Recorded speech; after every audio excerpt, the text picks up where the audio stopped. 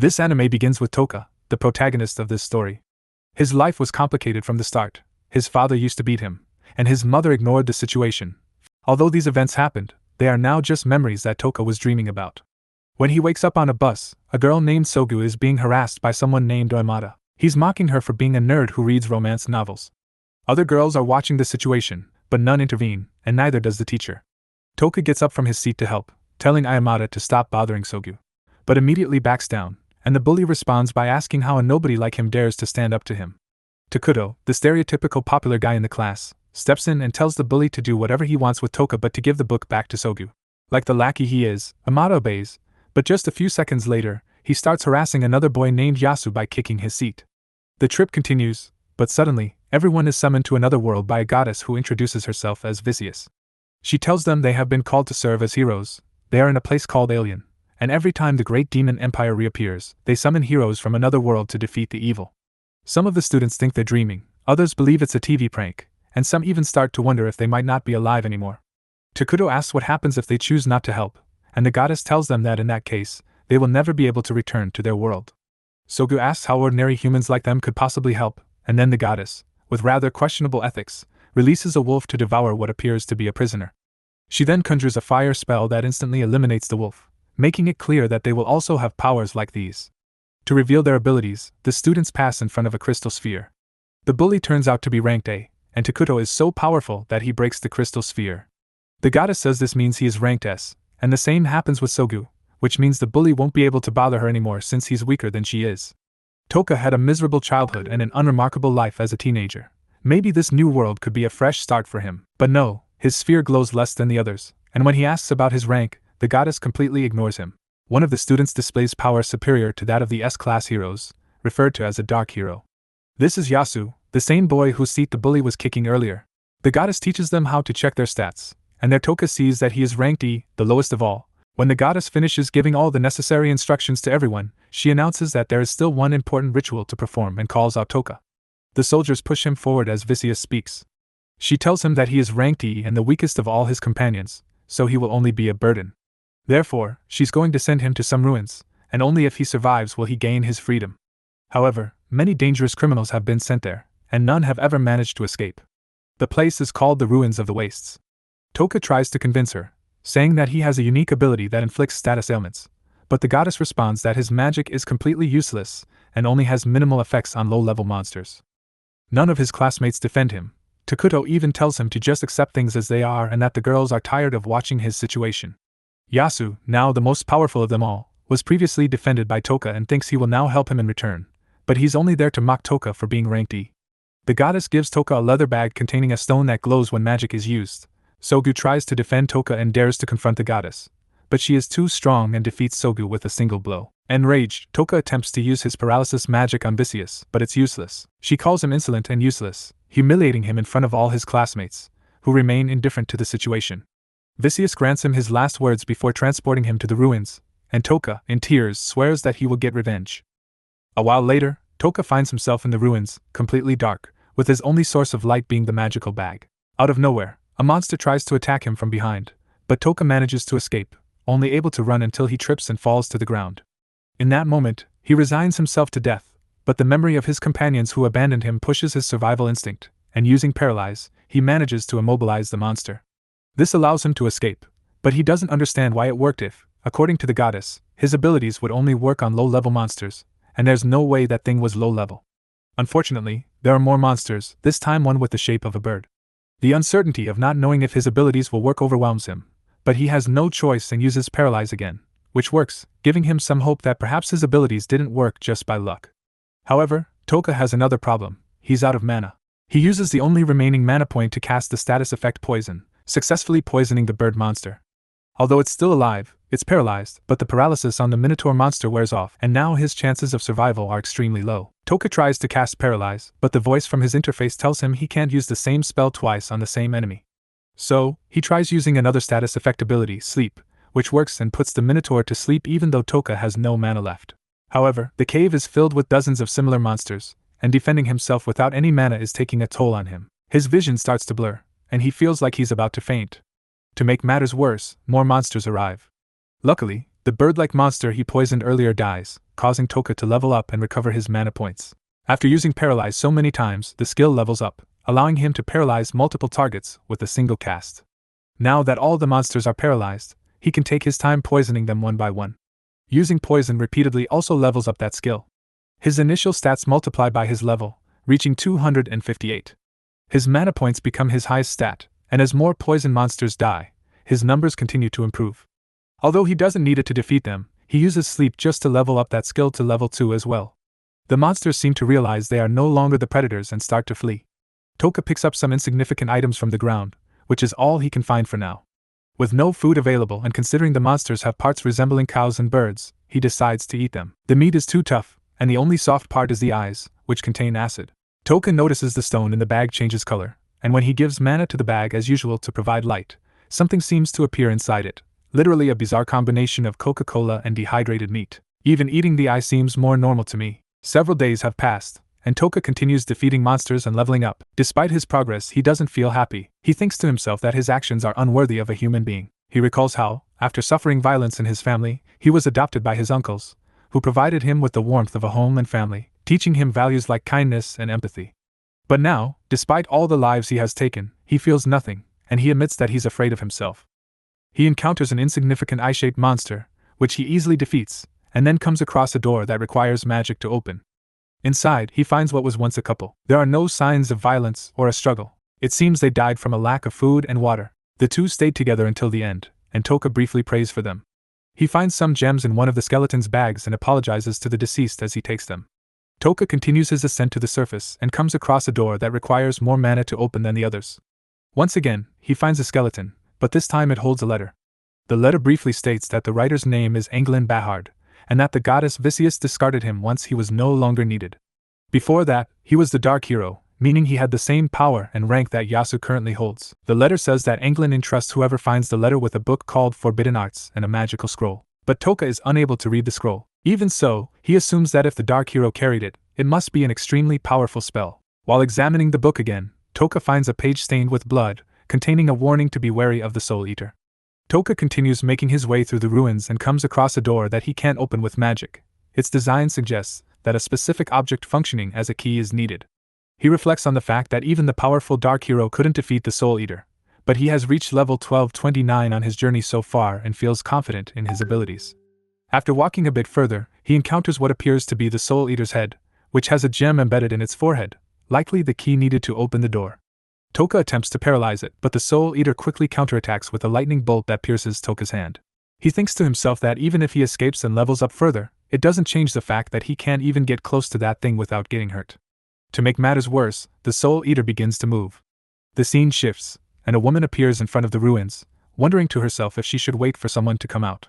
The scene then changes again, and the Soul Eater begins to emit a liquid from its mouth. This liquid takes the form of several humanoid figures that start chasing Toka. Toka paralyzes the humanoids but hesitates to poison them, knowing that they were once people like him.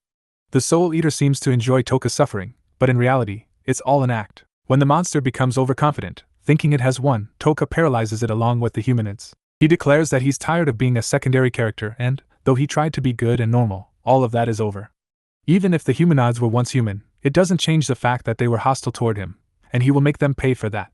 He poisons them all, including the Soul Eater. As an act of mercy, he uses sleep to put them to rest so they don't suffer.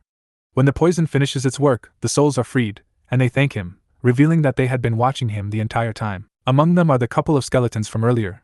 Finally, the previous Dark Hero appears and asks Toka to put an end to the goddess Vicious. As the souls depart, Toka vows to himself that he will make the goddess pay for everything she has done. Using the stone from the Soul Eater's forehead as a key, Toka manages to open the final door and escape the ruins. Meanwhile, the other heroes, if they can even be called that, are struggling to level up. The bully chases a wolf without success, and Takuto defeats a monster with fire abilities, reaching level 18. What awaits them when they have to face Toka, who is now over level 1200, is almost laughable. Meanwhile, two other girls are talking, with one of them clearly being the dominant one. She says that in their class, everyone's ego is through the roof, and with their assigned ranks, it will only get worse, causing them to split into factions. She proposes they team up, noting that since they are rank B and D, they won't be able to join Takuto's group. She tells the other girl that she must kill the monster, or else she'll end up in the ruins like Toka. After killing the monster, she officially becomes a member of her faction, but she isn't happy about it. She remembers when Toka saved an injured cat, which makes her feel even more guilty about killing an animal. Sogu wakes up with a stomachache from the blow Vicious gave her and heads to talk to her.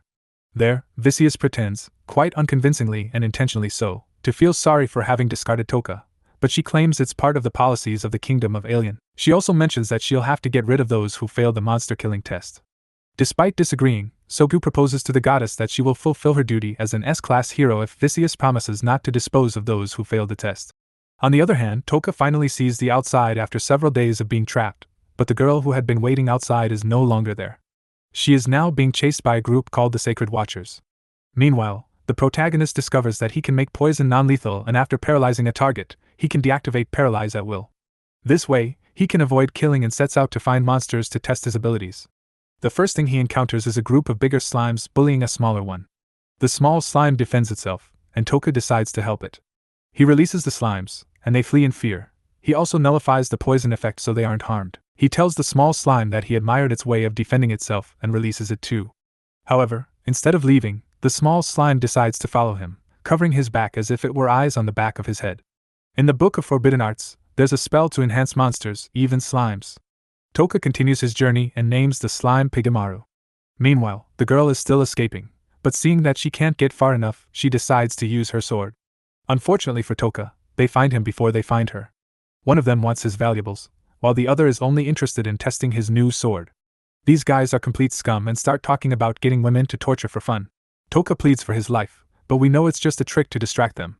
The violet-haired guy falls to the ground after being paralyzed. Toka tells them that they are much weaker than the monsters in the ruins, and yet more evil than the monsters themselves. They're so weak that they didn't even bother to animate the scene. Poison was enough to kill them, but Toka still senses a presence. Meanwhile, the girl senses that the 5 presences have disappeared, but she still feels one more, which she describes as not very strong but disturbing. She launches the first attack towards some bushes, but Toka paralyzes her from behind. He clarifies that he only wants to talk, but just in case, he'll leave her paralyzed. Toka can partially nullify the paralysis effect so she can talk normally. She asks what happened to the 4 guys, and he confirms that he killed them. She reacts in surprise and asks if he did it alone or if he has allies. Toka responds that he has an ally but won't reveal it. Seeing honesty in him, she decides to respond sincerely, and their conversation continues. Toka mainly wants information and now knows that they are not in the Kingdom of Alien but in a region called Ulza. He also asks about the forbidden magic scroll. She can't read it but knows someone who can, the Witch of Taboos, and if anyone can read that scroll, it's her. Toka thanks her for the information, and the girl says she doesn't think she has repaid her debt yet since he saved her from her pursuers. Toka replies that they're even now, and while he can't trust her at the moment, when he leaves and the paralysis effect wears off, she will be free. They say their goodbyes, and as he leaves, the slime continues to watch his back. The protagonist's next stop is a city called Mills. He disguises himself as a farmer wanting to serve as a mercenary to investigate some ruins. The soldiers, without even checking him, let him pass, and he thinks to himself that the security in this city is way too lax. He then heads to an inn, but the innkeeper doesn't look at him kindly until he pulls out a coin, and the old man seems to change his personality entirely. Toka decides to go by his fake name Hattie Skull. That night, he roams the city, finding everything peaceful and no one suspecting an outsider like him. He also eats at a tavern. According to Toka, the food tastes rustic but good. While eating, he overhears some drunkards arguing about which army is the strongest, but they don't reach a clear conclusion, nor does he gain any relevant information. Back at the inn and contemplating his next steps, Toka sets 2 goals, finding the Witch of Taboos and the monster enhancer mentioned in his Book of Forbidden Arts, which he plans to use to strengthen his slime. To achieve this, he needs bone dust from a skeleton king, which is located in the ruins of Mills, the very city he's in right now. To access this place, Toka joins a group of mercenaries led by Marquis Hercley. The Marquis informs everyone that a new floor in the ruins was recently discovered, and he wants it explored. Additionally, anyone who finds the Dragon Eye Chalice will be rewarded with 300 gold coins. The registration begins, and everyone lines up to enlist. A random character, with a design reminiscent of a secondary character from One Piece, starts harassing a girl, claiming he knows she's the beautiful elf captain who rejected his dinner invitation, Sarah's Ashrain. She responds that she doesn't remember him, and out of frustration, the random guy pulls down her hood, revealing her identity. However, her ears are human, not elven. Here's a spoiler: yes, she's the girl from before, and she's actually an elf. The point is, the guy ends up looking like a complete fool in front of everyone. Toka recognizes the girl, even though she introduces herself as Mist, her human fake name. Later, the protagonist and Sarah's cross paths, both acting as if they hadn't seen each other before. Toka tells her to be careful since the other guy left very angry, but for her, it's easier to be hated than to put up with tantrums. Toka understands that she doesn't want to get involved with anyone, but he asks for her help in advising him on buying equipment so he doesn't get ripped off, offering her payment in return. She needs the money and agrees. They introduce themselves with their fake names, and immediately after, Toka admits that his name is fake just to make it clear that he understands they both have secrets and suggests they continue using their false names. He pays her for her help with 3 silver coins, telling her that she saved him more than that, so it's a fair payment, though Sarah thinks it's too much. After saying goodbye, she collapses, but Toka catches her before she falls. It seems this is due to not having slept well in days. They say goodbye once more and each heads off on their own to the ruins. Shortly after entering, some mercenaries flee from a monster, which the protagonist easily defeats. Compared to the ruins of disposal, the mill's ruins are a walk in the park, but the rewards are also lower, and the monsters give very little experience. Toka overhears the random guy with a character design reminiscent of a forgotten One Piece character talking to 2 thugs. He asks them to kill the girl who embarrassed him in front of everyone. They agree, in exchange for having some fun with her before killing her. Toka approaches them and calls them losers, then uses paralyze and poison on them to prevent them from harming the girl. Although poison is a bit unnecessary since some monsters show up soon after and finish the job, not the poison. Toka takes a brief rest and continues descending into the ruins. On his way down, he encounters some mercenaries returning to the surface, puzzled because all the monsters are mysteriously dying, and they don't know why. Toka internally notes that he was the one who killed all those monsters, though he obviously isn't going to mention that out loud. Having less competition is an advantage. Thanks to this, he is the first to reach the Dragon Chalice. A rather suspicious statue is guarding it, and when he tries to use paralyze on it, it turns out to be a monster. After grabbing the chalice, Sarah appears, saying she thought she would be the first to get there. Toka tells her not to worry and offers her the chalice for free since that's not what he came for. Sarah responds that she cannot accept it without offering something in return, as it would tarnish her honor. She continues insisting for a while until Toka discovers a hidden floor that had not been previously found, and he clarifies that his goal is a specific monster located down there. She then proposes to be his bodyguard and protect him with her life. He agrees, but with the condition that they don't ask any questions that would reveal their intentions. Both of them descend, and Sarah's sword skills quickly become apparent. When things calm down, Toka takes the opportunity to ask about the golden-eyed monsters. Sarah only knows that these monsters are the ones that grant the most experience to heroes from other worlds. She then asks Toka if he knows who those heroes are, to which he replies that he does, obviously without revealing that he is one of those heroes. She continues explaining that the Demon King radiates a special energy that gives monsters their characteristic golden color, and also makes them more violent. These words cause Toka to recall Takuto's golden aura.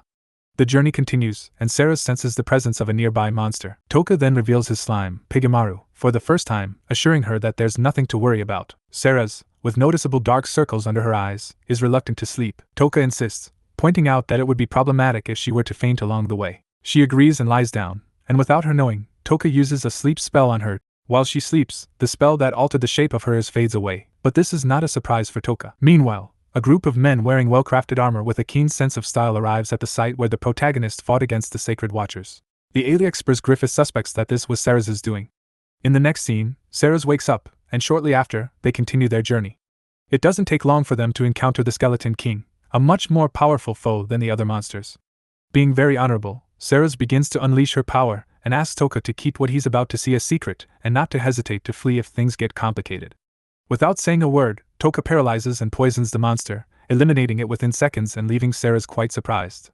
With the Skeleton King defeated, Toka has obtained what he needed to create the monster enhancer. They are about to head back, but something catches Pigamaru's attention, a suspicious-looking egg in the hands of a corpse. Despite its dubious nature, they decide to take it because the slime insists. Somewhere else, Toka's companions are having fun slaughtering skeleton knights and leveling up. Well, not everyone is enjoying it. Takuto nearly kills 2 girls with his Draconic Buster ability, but they are saved by Sogu. Takuto couldn't care less about what happened to them. He's only concerned with the fact that he's now level 24. Returning to the characters that matter, Sarah hands over the chalice of the Dragon's Eye and approaches Toka to inform him that they'll be holding a ceremony to give her the reward. She thanks him, but Toka tells her there's no need for gratitude and mentions that he wants to talk with her later. They agree to meet in his room at 8 p.m. When the time arrives, Toka is preparing the monster enhancer for his slime when Sarah knocks on the door, arriving right on time. He tells her that he wants to hire her as a bodyguard and shows her a map, explaining that he's headed to the land of the golden-eyed monsters to seek out the Witch of Taboos. This suits Sarah as well since it's close to where she's headed, and she agrees. Toka then asks if he can ask her a question, a rhetorical one, but instead of calling her by her false name, Mist, he calls her Sarah. He confesses that he always knew her identity and that when he used his ability to make her sleep, he saw her ears. Toka assures her that he only needs her for her combat skills and has no intention of handing her over to her enemies. In a gesture of trust, Ceres reveals her ears, and Toka, in turn, reveals his true identity by giving her his full name, Toka Memori.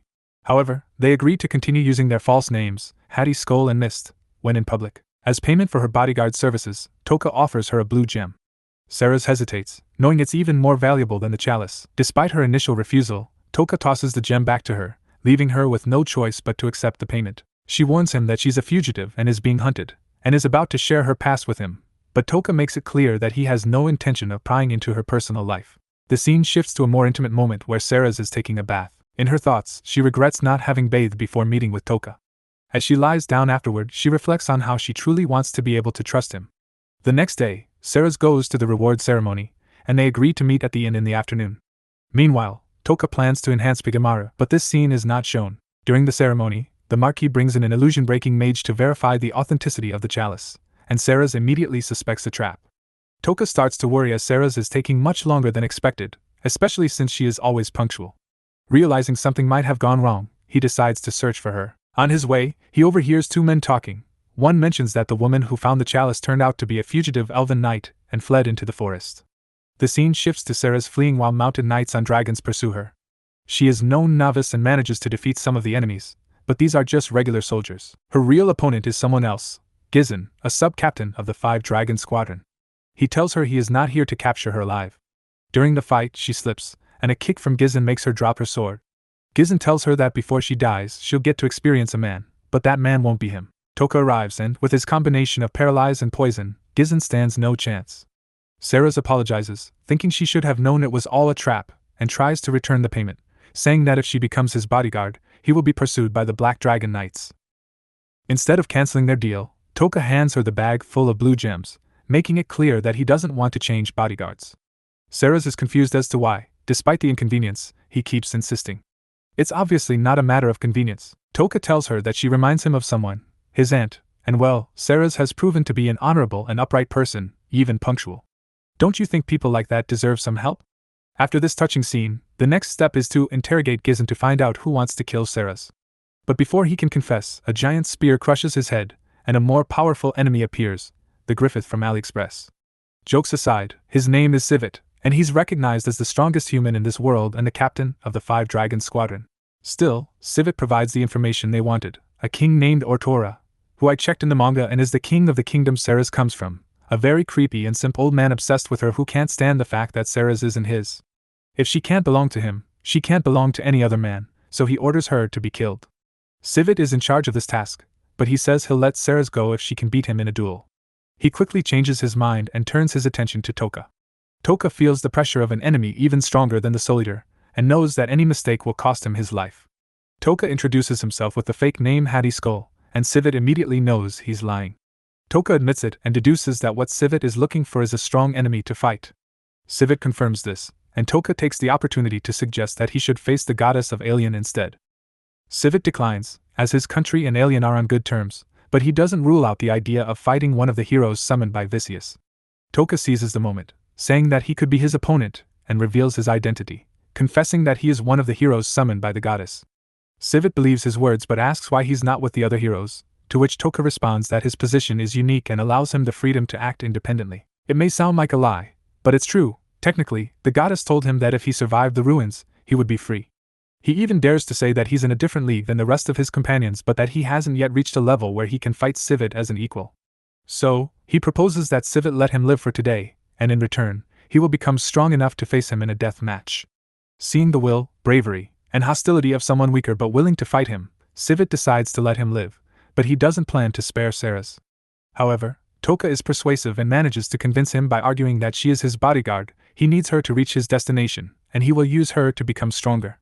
Civet loses interest in his mission to kill Ceres and decides to sacrifice the reward and riches in exchange for the chance to fight Toka in the future. One of his comrades questions his decision, but Civet's murderous glare makes him shut up instantly. They leave, sparing both Toka and Ceres. After being granted mercy, it's the most unexpected time to attack, and Toka takes advantage of this to paralyze Civet and his entire group while they're flying, making them fall from their dragons in the sky. Toka tells them the play is over and there won't be a second act, poisoning Civet and his group. Even though he's paralyzed, Civet manages to move, even if only a little, which shows just how strong he is, but it's useless, and he ends up collapsing. Reinforcements arrive, and Civet shouts with all his strength for them to stay back and attack from a distance, but this is also useless. Toka uses the monster enhancer and bonds with Pigamaru, which has the disadvantage of consuming a lot of mana but allows him to use his slime to cast abilities through it, reaching enemies that are far away. The repeated use of his abilities causes them to level up, and he gains new abilities, which he doesn't hesitate to test. One of them is Berserk, which makes the target extremely violent, even attacking their own allies. The other is Dark, which simply blinds the enemy. He also obtained a freezing ability, but he doesn't use it. And just like that, the battle ends. The only one left alive is Civet, but his life doesn't last much longer. Returning to the group of kind-hearted heroes, a girl named Niantin arrives on behalf of the goddess Vicious. She is in charge of everything while Vicious is busy. However, Amada refuses to follow her orders.